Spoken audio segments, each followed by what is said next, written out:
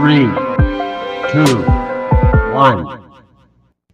Halo, Majua-jua, salam toleransi. Saya Masih Naga, selamat datang di Jurnas Karo.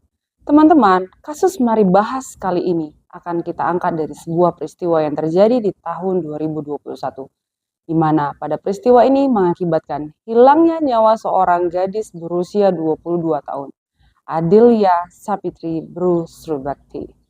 Begini kisahnya. Adila Fitri Srubakti atau teman-temannya kerap memanggil dengan sebutan Fitri atau Dila, merupakan gadis berusia 22 tahun yang kerap membantu bisnis keluarganya. Bisnis keluarganya sangat banyak, salah satunya adalah menjalankan uang. Sekedar informasi, di Karo ini adalah hal yang sangat wajar dan biasa kita temui.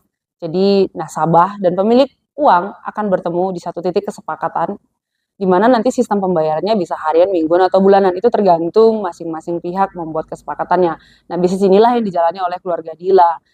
Nah, sebenarnya nggak ada masalah yang serius saat menagih hutang-hutang nasabahnya. Jadi kayak lancar-lancar aja sih sebenarnya. Kalaupun terjadi keributan saat menagih itu hal yang wajar. Mungkin karena keterlambatan atau mungkin karena ada hal lain. Tapi yang pasti belum ada masalah yang serius selama Dila dan keluarganya menjalankan uang. Sampai pada bulan Agustus tahun 2020, mereka memberikan pinjaman sebesar 1 juta kepada Dede Kurniadi Tarigan, pria berusia 30 tahun. Pria ini kerjanya juga sebenarnya nggak jelas sih. Aku juga nggak tahu kenapa keluarga Dila mau ngasih uang ke mereka gitu loh. Nah, Dede Kurniadi ini kan tidak memiliki pekerjaan yang tetap serabutan. Ditambah pada tahun itu kita tahu itu adalah masa pandemi. Jadi di tahun 2020 ke tahun 2021 itu pandeminya yang lumayan luar biasa badainya. Jadi itu nggak hanya menimpa pekerja, pengusaha, hampir semua orang terkena dampaknya. Dan mungkin itu yang dirasakan sama Dede sampai akhirnya dia mangkir dari hutang-hutangnya gitu loh. Jadi setiap kali Dila itu menagih, jadi Dila ini kan sebenarnya nagih dari pajak dulu, baru ke rumahnya si Dede ini tadi. Jadi setiap kali dia nagih sama si Dede ini selalu bilang dia gak ada uang. Padahal uangnya udah dinikmati ya sama dia, tapi dia kayaknya nggak mau mengembalikan atau memang dia nggak punya uang, itu beda-beda tipis ya teman-teman. Jadi kayak dia pinjam dan belum dikembalikan sampai puncaknya di tahun 2021 bulan 4. Bayangkan, udah selama itu dia nggak mengembalikan itu uang dan Dila tetap nagih ke tempatnya karena ya memang itu kan harus dikembalikan, namanya hutang ya, itu harus dikembalikan. Kesal lah ya, siapa yang nggak kesal, udah datang tapi nggak nerima apa-apa, istilahnya kayak nggak bawa uang sama sekali dari nasabahnya. Kebetulan tempat orang tuanya berbisnis itu, jadi mereka punya kedai. Selain itu kan mereka punya bisnis lain itu, dia punya kedai di Simpang Ujung Aji di Rumah Beras Tagi. Mereka punya kedai yang nggak jauh dari kediamannya si Dede ini tadi gitu loh. Jadi kayak masih di lokasi yang sama lah gitu. Mereka masih di lokasi yang sama. Jadi mungkin itu juga sih alasan kenapa orang tuanya Dila ini mau meminjamkan uang sama si Dede ini tadi gitu loh. Padahal ya pekerjaannya itu serabutan gitu. Cuman malangnya itu loh gitu. Dila ini susah untuk nagih sama dia.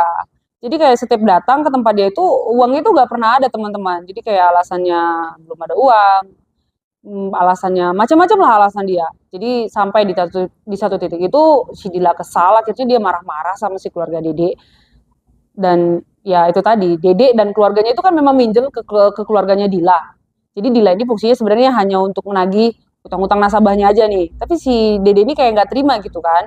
Padahal dia yang berutang gitu loh. Dia nggak terima kalau dia ditagih sama si Dila ini. Sampai akhirnya Dila yang memang emosinya udah di puncak, itu marah lah sama orang si Dede ini tadi. Dia bilang, kalian kalau memang nggak bisa bayar utang, jangan berutang, jangan jadi parutang busuk, bla bla bla. Kurang lebih seperti itu. Nah, kita nggak tahu ya namanya hati manusia. Akhirnya Dede mungkin saat itu dia udah merasa kayak uang 1 juta aja sih gitu kan. Padahal sebenarnya 1 juta juga harus dikembalikan kan teman-teman. Jadi kayak dia dendam sama si Dilan tadi. Nggak sampai di situ sih. Pada bulan April itu kayaknya Dila juga nggak sadar. Bulan itu adalah bulan terakhir dia bertemu dengan keluarganya. Jadi pada saat dia menagih utang itu nggak direspon sama si Dede, dia marah. Jadi total dia dalam bulan April itu ada 2 kali datang ke rumah si Dede, tapi dia selalu pulang dengan tangan kosong. Ya wajar lah dia marah-marah ya. Secara dari tahun 2020 sampai ke tahun 2021 itu hutang nggak selesai-selesai. Padahal memang kalau dicicil sama dia seharusnya udah selesai ya. Kalau misalnya kayak dia cicil satu hari atau satu minggu 50.000 aja kan sebenarnya udah selesai ya kalau dihitung-hitung gitu loh. Kalau dihitung-hitung nih, kalau dia memang niat mau bayar. Tapi kayaknya memang si dedenya nggak mau bayar kali ya. Atau memang dia nggak niat, aku nggak tahu juga. Nah, itulah yang bikin si Dila ini kesal gitu loh. Tidak berniat untuk mengembalikan uangnya gitu loh. Jadi kayak udah dia habis marah-marah, dia pulang nih ke rumah mamanya. Dia tetap bawa setoran kayak biasa. Karena kan dia memang pergi ke pajak, dia juga pergi ke tempat-tempat yang memang biasa dia datangi sebagai seorang kreditur gitu kan.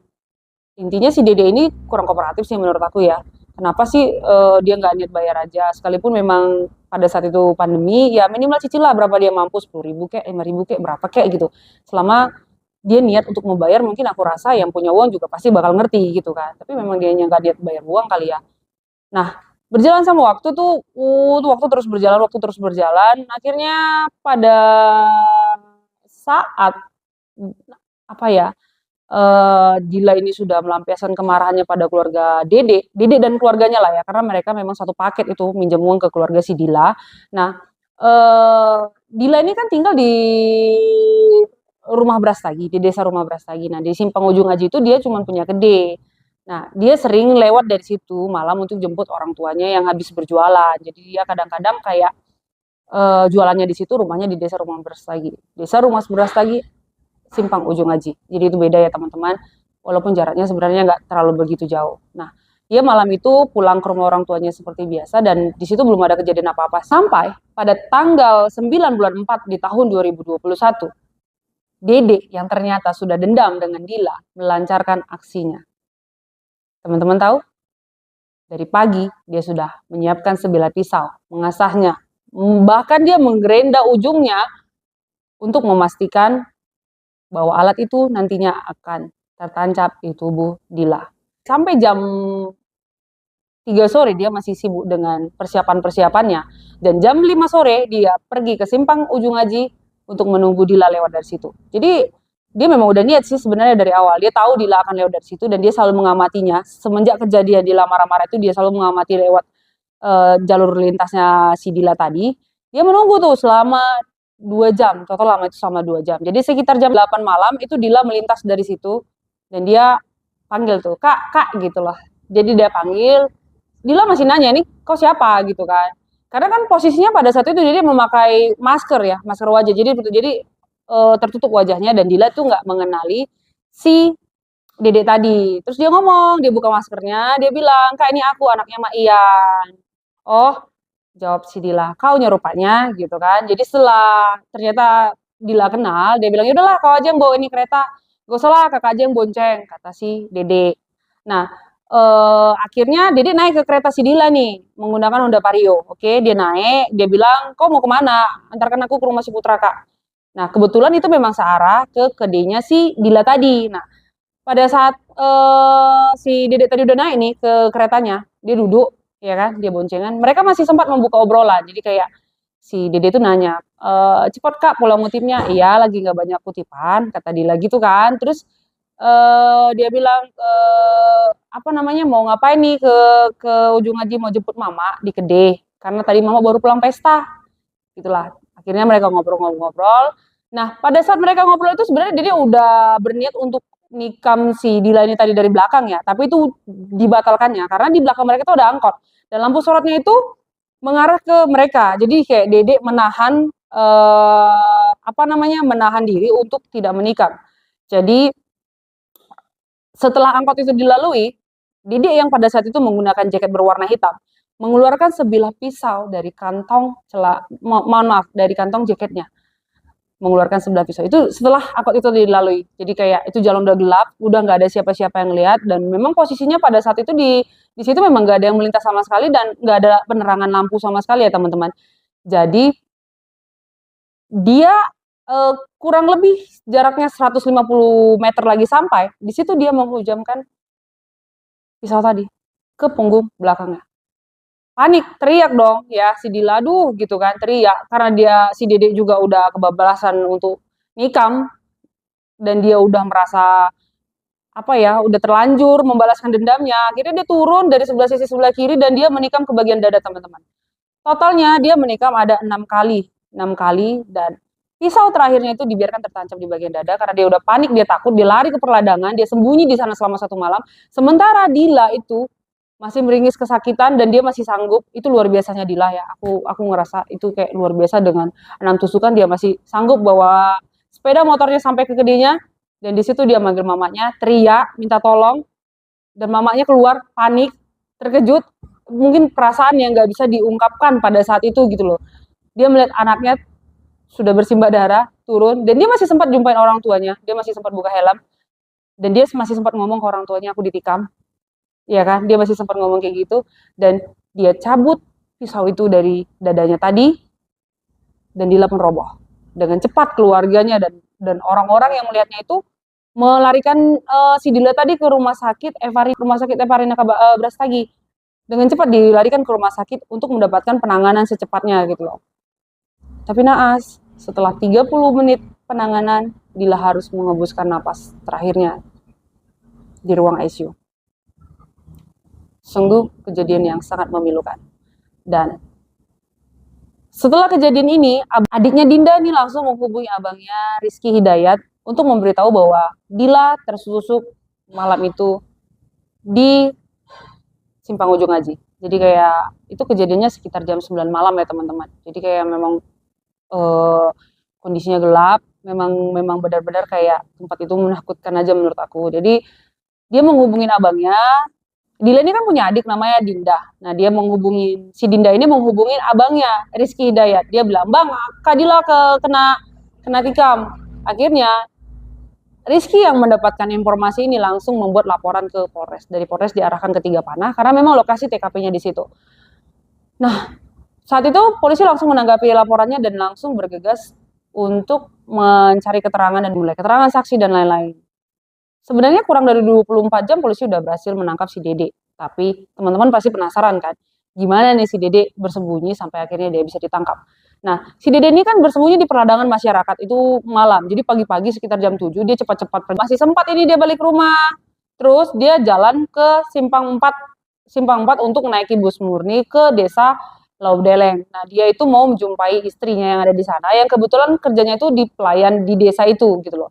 Nah, dia datang ke sana, dia masih apa ya teman-teman, masih sempat kayak istirahat rebahan gitu, masih ngobrol sama istrinya, dan dia nggak menceritakan kalau dia itu udah habis menghabisi nyawa orang malam-malam itu gitu loh. Nah pada jam 10 malam itu polisi akhirnya berhasil mereposti di situ sayang. Dia bersembunyi di rumah istrinya, di kontrakan istrinya. Jadi ayah Dede Kurniawan ini kan punya istri dan anak ya, 1 orang anak. Ya, gimana tuh perasaan istri dan anaknya? Tapi istrinya sama anaknya saat itu belum tahu ya teman-teman. Sampai akhirnya polisi meringkusnya jam 10 malam di rumah istrinya. Jadi kayak dia udah ketangkap jam 10 malam, dia masih melakukan perlawanan dan memang kayaknya orangnya kayak ya. Dia masih melakukan perlawanan teman-teman. Akhirnya didor lah kakinya. Iya kan? Dia mau melawan hukum, gimana ceritanya udah menghilangkan nyawa orang. Akhirnya dia ditangkap dan dibawa ke Polres. Akhirnya dia melalui proses hukum dan diadili di Pengadilan Negeri Medan. Dan pada saat dia diadili, terbuktilah fakta bahwasannya dia itu dendam dengan Dila. Dan dendamnya itu memang gak wajar sih teman-teman. Jadi kayak dia nggak terima karena dia dimaki-maki, dibilang parutan busuk, dibilang dengan kata-kata yang nggak wajar, dan keluarganya juga terseret di makian dia itu karena memang keluarganya itu minjam uang sama si Dila ini tadi. That's why kayak itu alasan yang nggak masuk akal ya. Tapi mungkin udah sakit banget mungkin perasaannya sampai dia rela ngelakuin itu dan merelakan masa depannya di dalam jeruji besi. Dia tahu itu konsekuensinya gitu, tapi dia melakukan itu memang memang gimana ya, dia terbutakan sama keadaan sih sebenarnya menurut aku, tanpa pertimbangan dan akal sehatnya dia menghabisi nyawa orang. Dan di persidangan dia bilang dia cuman aku dendam, dia bilang aku potong busuk, keluargaku juga terbawa-bawa, dan bla bla bla bla, bahasa-bahasa yang katanya dia itu cukup menyakitkan gitu loh. Dan selama proses persidangan yang memakan total waktu 99 hari, akhirnya Dede diputuskan bersalah telah menghilangkan nyawa orang dan dipidana selama 17 tahun. Gimana menurut teman-teman? Apa hukuman ini setimpal dengan apa yang telah dikerjakannya, membunuh nyawa orang lain tanpa mempertimbangkan resikonya. Kalau aku sih no comment ya, karena memang itu sudah diputuskan, artinya memang itu yang paling pantas untuk dilalui sama si Dede. Peluru panas, kurungan selama 17 tahun. Terima kasih sudah menonton. Sampai jumpa di video kami selanjutnya. Jangan lupa untuk tetap hati-hati dan menjaga lisan. Terima kasih, saya Mas Naga, pamit undur diri. Salam jurnalis.